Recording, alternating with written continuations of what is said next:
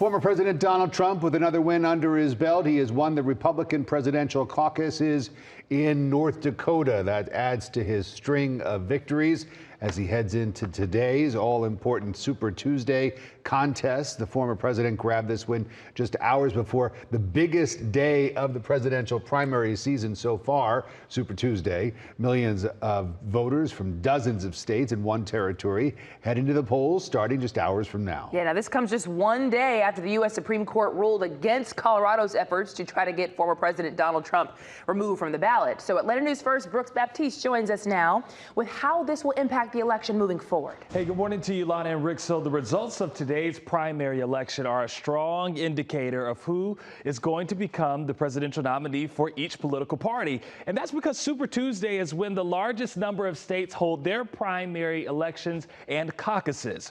Former South Carolina Governor Nikki Haley and former President Donald Trump are trying to clinch the Republican nomination. And so far, the former president has won all but one of the GOP nominating contests. That was in the District of Columbia. Well, Haley making history Sunday, becoming the first woman to win any Republican primary.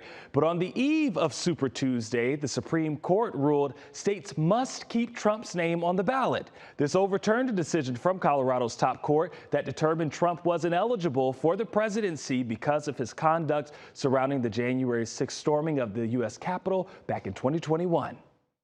You cannot take somebody out of a race. The voters can take the person out of the race very quickly, but a court shouldn't be doing that, and the Supreme Court saw that very well, and I really do believe that will be a unifying factor. I'm disappointed. It should be up to Colorado or any state to determine whether oath-breaking insurrectionists go onto our ballots. So President Joe Biden is expected to go up against whoever wins the GOP seat on the November ballot. Georgians cast their votes.